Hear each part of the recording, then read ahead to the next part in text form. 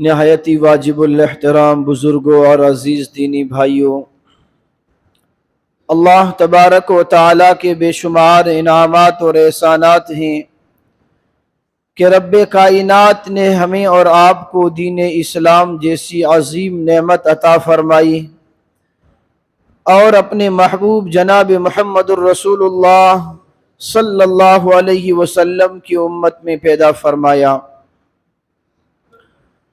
اللہ تبارک و تعالیٰ نے نبی پاک صلی اللہ علیہ وسلم کی زندگی کو پوری انسانیت کے لیے ایک آئیڈیل اور نمونہ بنایا ہے۔ آقائے نامدار جناب محمد الرسول اللہ صلی اللہ علیہ وسلم کی زندگی کیا ہے؟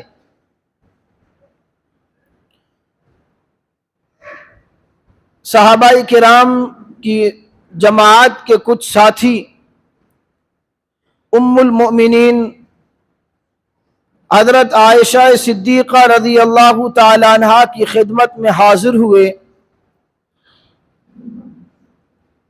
اور عرض کیا، اماں جان، ہمیں نبی پاک صلی اللہ علیہ وسلم کے اخلاق بتلائیے، ہمیں آپ صلی اللہ علیہ وسلم کی زندگی کے کچھ اسباق سکھائیے۔ ام المؤمنین سیدہ عائشہ صدیقہ رضی اللہ تعالی عنہا نے نبی پاک صلی اللہ علیہ وسلم کی زندگی کے واقعات سنانے کے بجائے ام المؤمنین کے ساتھ گزری ہوئی زندگی کے لمحات کے واقعات بتانے کے بجائے فوراً سوالیہ انداز میں صحابہ سے پوچھا، کیا تم قرآن نہیں پڑھتے؟ صحابہ نے عرض کیا، امی جان، قرآن تو ہم پڑھتے ہیں۔ امی عائشہ نے جواباً ارشاد فرمایا، کان خلقہ القرآن، تم قرآن پڑھتے ہو، قرآن کو ذرا ڈوب کر پڑھو، قرآن کے ہر صفحے میں اور ہر صفحے کی ہر سطر میں، ہر سطر کے ہر لفظ میں محمد الرسول اللہ کے اخلاق بکھرے ہوئے ہیں۔ کان خلقہ القرآن، پورا قرآن نبی کے اخلاق بیان کرتا ہے۔ اللہ تبارک و تعالی نے ہمیں اتنا عظیم نبی عطا فرمایا کہ جس نبی کی ساری زندگی اخلاق سے بھری ہوئی ہے۔ آج دشمن پروپیگنڈا کرتا ہے اور اس بات کی غلط تشہیر کرتا ہے کہ دنیا میں اسلام طاقت کے بلبوتے پر پھیلا ہے، دنیا میں اسلام تلوار کے زور سے پھیلا ہے، لیکن جب ہم نبی کی تعلیمات پڑھتے ہیں اور نبی کی سیرت کا مطالعہ کرتے ہیں تو ہمیں یہ بات روز روشن کی طرح واضح نظر آتی ہے کہ دنیا میں اگر اسلام پھیلا ہے تو طاقت کے بلبوتے پر نہیں، نبی کے اخلاق کے بلبوتے پر پھیلا ہے۔ دنیا میں اگر اسلام پھیلا ہے تو صحابہ کرام کے اخلاق اور کردار کی بنیاد پر پھیلا ہے۔ اس لیے اللہ تبارک و تعالیٰ نے فرمایا، اِنَّكَ لَعَلَىٰ خُلُقٍ عَظِيمٍ، میرے محبوب آپ اخلاق کے اعلیٰ معیار پر قائم ہوں۔ اس کائنات میں جتنے بڑے بڑے انسان آئے ہیں، اخلاق کے اس معیار تک کوئی ہستی نہیں پہنچ سکتی جس اخلاق کے اعلیٰ معیار پر ہمارے اور آپ کے نبی جناب محمد الرسول اللہ صلی اللہ علیہ وسلم کو اللہ نے سرفراز فرمایا۔ اسی لیے نبی کریم صلی اللہ علیہ وسلم نے فرمایا، بعثت لأتمم مکارم الاخلاق، میں دنیا میں اس لیے بھیجا گیا ہوں، میری دنیا میں آمد کے مقاصد میں سے ایک عام ترین مقصد یہ ہے کہ میں دنیا میں اخلاق کی تکمیل کے لیے بھیجا گیا ہوں۔ مجھے اللہ نے دنیا میں اس لیے بھیجا ہے کہ میں لوگوں کے سامنے اخلاق کے اعلیٰ معیار کو پیش کروں اور ایسے اخلاق پیش کروں جو رہتی دنیا تک دنیا کی کوئی ہستی پیش نہیں کر سکتی۔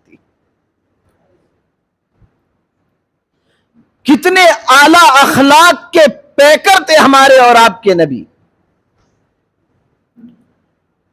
حضرت انس رضی اللہ تعالی عنہ نبی کریم صلی اللہ علیہ وسلم کے خادم خاص،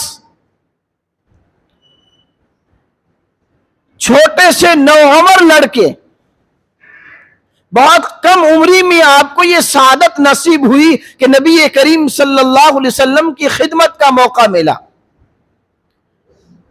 نبی کے اخلاق کی اعلیٰ کردار کو بیان فرماتے ہوئے حضرت انس رضی اللہ تعالیٰ عنہ فرماتے ہیں کہ 10 سال میں نے نبی پاک صلی اللہ علیہ وسلم کی خدمت کی اور میں نوعمر اور چھوٹا لڑکا تھا۔ میرے تمام کام نبی کریم صلی اللہ علیہ وسلم کی طبیعت کے مطابق نہیں ہو پاتے تھے۔ بعض مرتبہ ایسا ہوتا کہ اللہ کے رسول صلی اللہ علیہ وسلم مجھے کسی کام کے لیے بھیجتے اور میں باہر جا کر کے اپنے ہم عمر لڑکوں کے ساتھ کھیلنے میں اور باتیں کرنے میں مشغول ہو جاتا اور اللہ کے رسول صلی اللہ علیہ وسلم کا بتلایا ہوا وہ کام بھول جاتا۔ حضرت انس فرماتے ہیں کہ 10 سال کے اس عرصے میں کبھی بھی نبی پاک صلی اللہ علیہ وسلم نے مجھے اف تک نہیں فرمایا۔ کبھی نبی کریم صلی اللہ علیہ وسلم نے مجھ سے یہ نہیں فرمایا کہ تم نے یہ کام کیوں کیا اور تم نے یہ کام کیوں نہیں کیا۔ ایک خادم کے ساتھ آپ کے اخلاق کیسے تھے؟ نبی کریم صلی اللہ علیہ وسلم کے وہ اخلاق ہیں جن اخلاق کی بنیاد پر دین اسلام میں بڑے بڑے کفار و مشرکین اور دشمنان اسلام کو داخل ہونا پڑا۔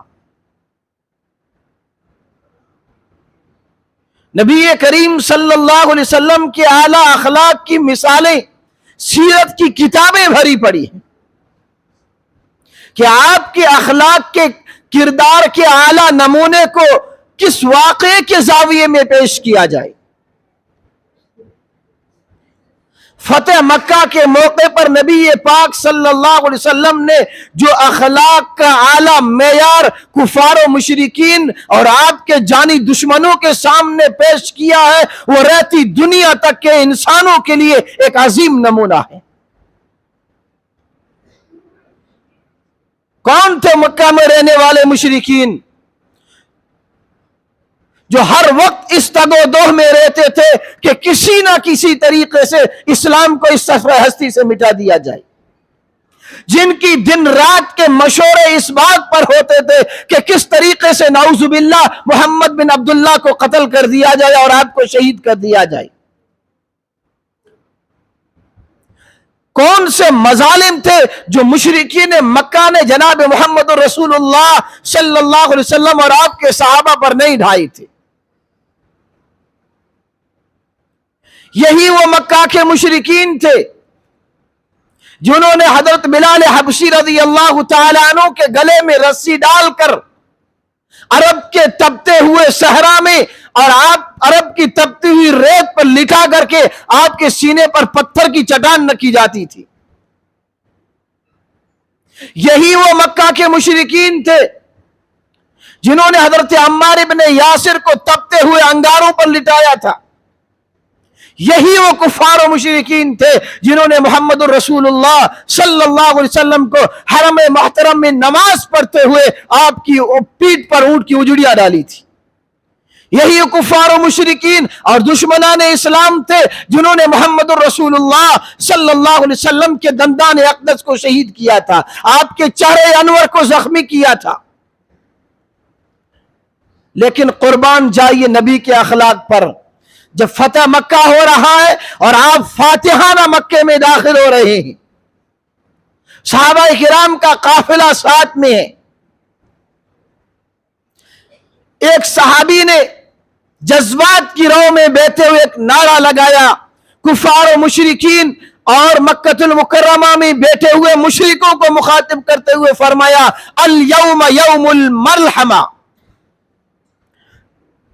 سنو کفار مشرکین، مکہ میں رہنے والے اسلام کے دشمنوں سنو، الیوم یوم الملحمہ، آج بدلے کا دن ہے، آج ایک ایک ظلم کا بدلہ چکایا جائے گا۔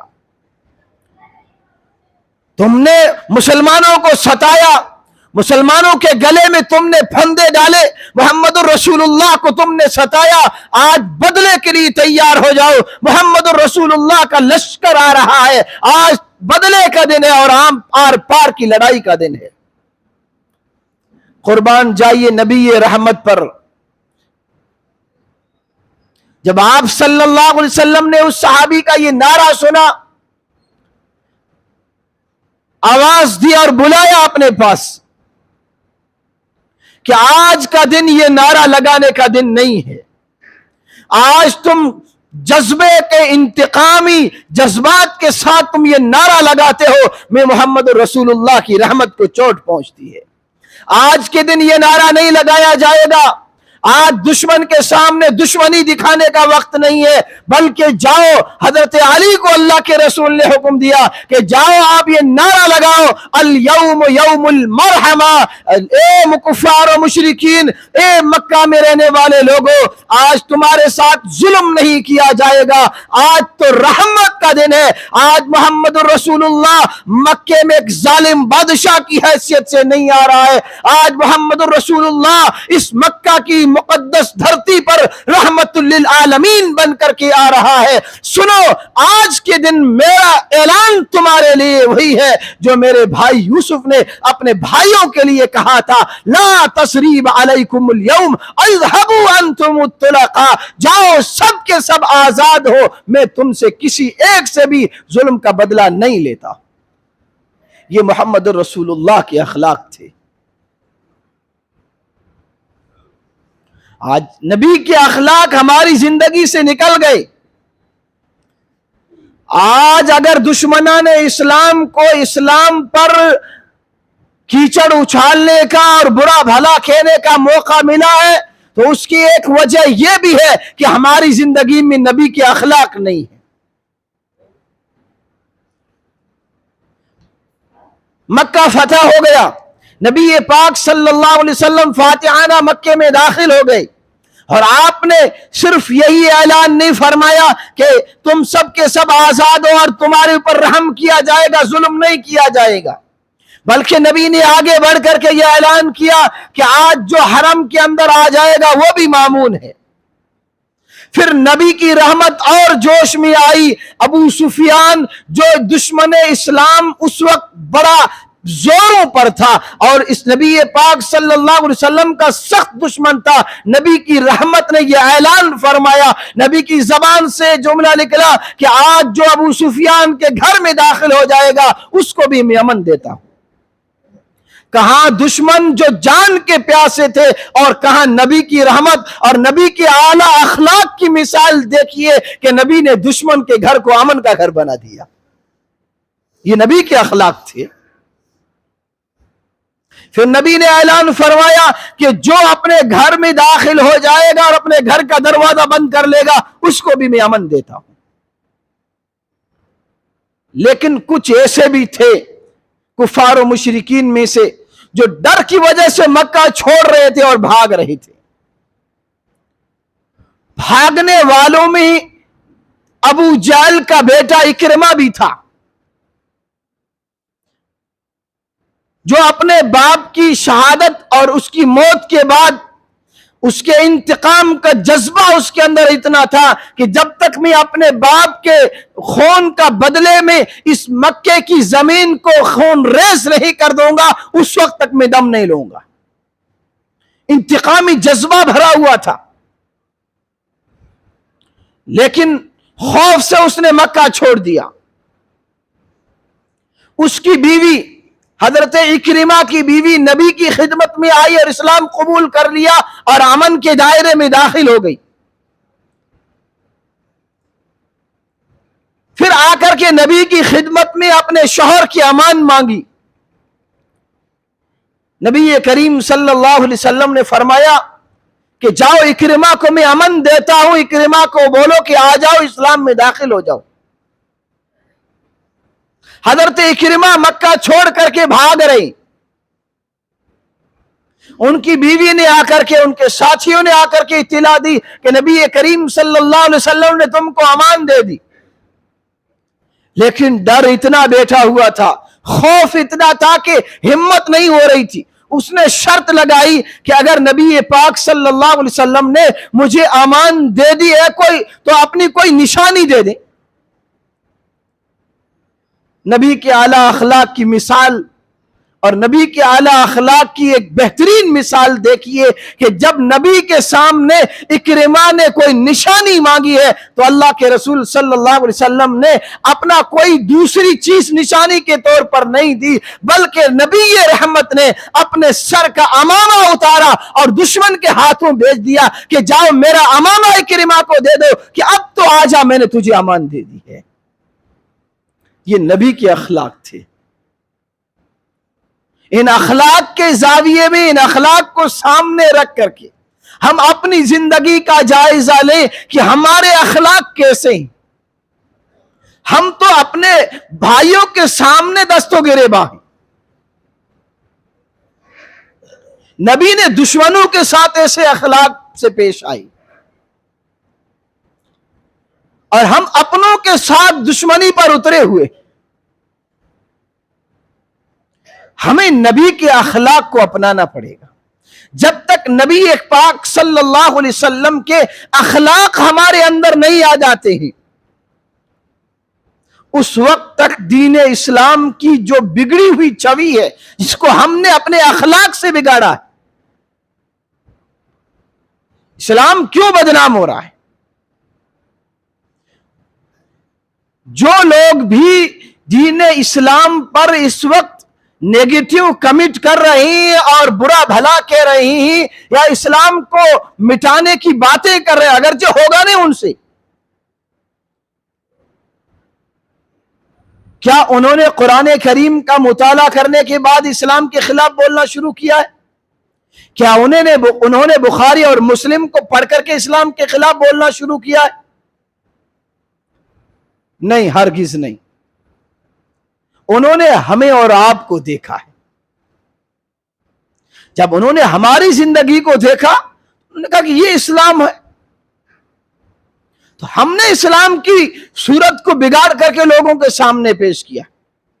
ورنہ ہونا تو یہ چاہیے تھا کہ نبی کے اخلاق اگر ہم اپناتے تو نبی پاک صلی اللہ علیہ وسلم کے اخلاق کے اعلیٰ نمونے کو دیکھ کر کے کفار و مشرکین ایمان میں داخل ہوتے تھے۔ صحابہ کرام کے واقعات کو پڑھیے، حیات الصحابہ کو پڑھیے کہ صحابہ کرام دنیا کے جس کونے میں جاتے تھے اور جدھر جاتے تھے، کیا صحابہ کرام 4 مہینے اور چلے کے لیے نکلتے تھے؟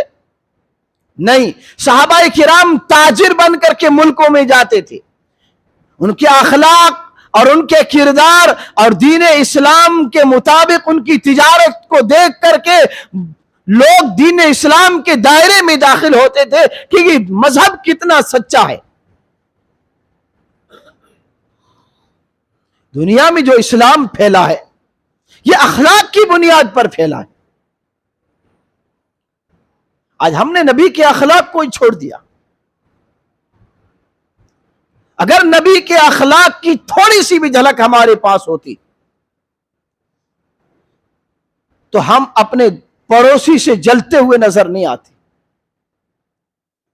بھائی بھائی سے جل رہا ہے، ایک بھائی کی ترقی دوسرے بھائی کے لیے درد سر بنی ہوئی ہے۔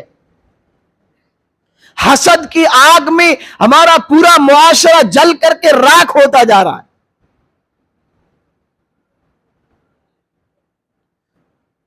پڑوسی کو پڑوسی پر اطمینان نہیں ہے۔ آپ دین اسلام اور اسلام کی تاریخ پڑھیں گے تو آپ کو یہ نظر آئے گا کہ اس وقت اسلام کو نہ ماننے والوں کو اسلام کے ماننے والے پڑوسیوں پر اتنا اعتبار تھا کہ وہ باہر سفر پر جاتے تھے تو اپنے گھر کی ذمہ داری اپنے مسلمان پڑوسی کو دے کر کے جاتے تھے۔ آج پڑوس میں بیٹھا ہوا سگا بھائی کی عزت اور اس کا مال اپنے سگے بھائی سے محفوظ نہیں ہے۔ ہم نے دین اسلام کی چھوی کو کتنا بگاڑ دیا ہے۔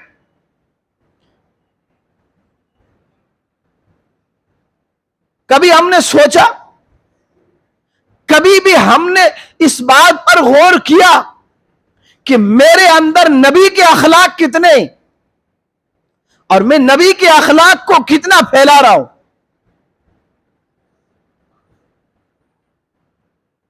برا بھلا کہنے والوں کو، گالیاں دینے والوں کو رحمت کی دعائیں دے رہی۔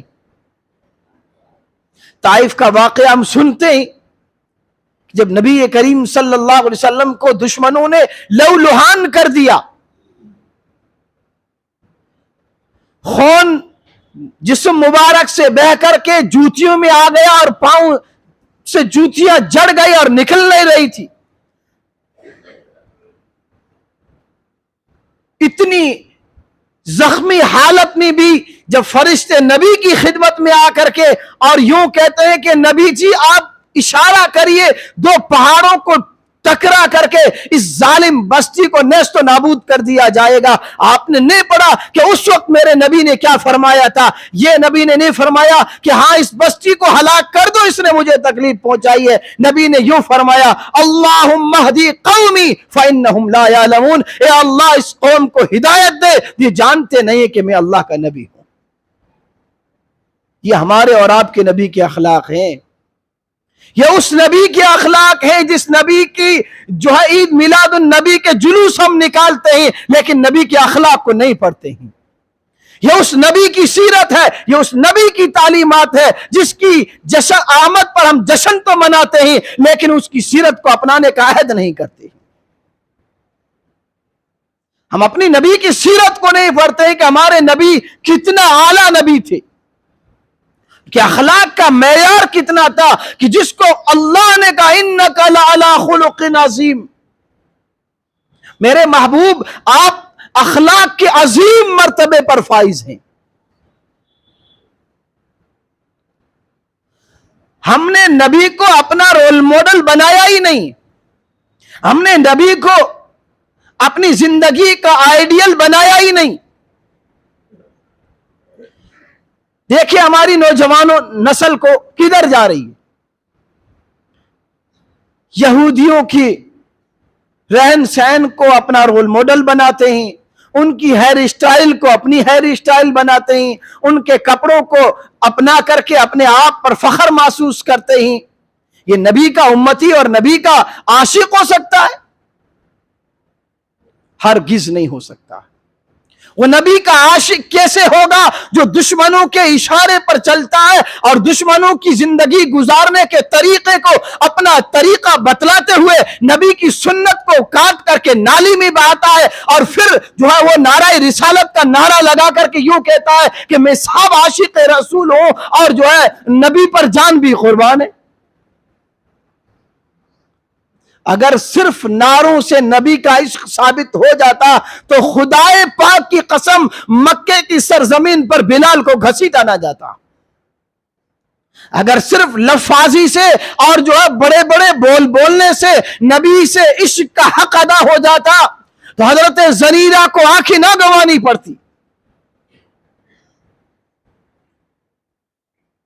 صحابہ کرام نے اپنی جانوں کو قربان کیا ہے، اپنی عورتوں کو بیوہ اور بچوں کو یتیم کیا ہے، یہ عشق کا تقاضا تھا۔ آج ہمارے پاس لفاظی ہے، حقیقی عشق نہیں ہے ہمارے پاس۔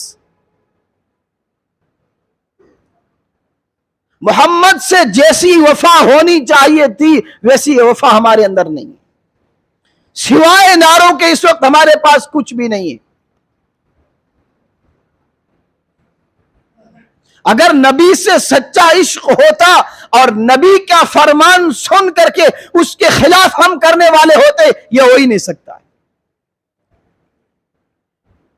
صحابہ کرام کی زندگی کو جب پڑھتے ہیں تو پتہ چلتا ہے کہ صحابہ کرام نے نبی کی سیرت پر اور نبی کے ایک بول پر کیسے اپنی جانوں کو قربان کیا تھا۔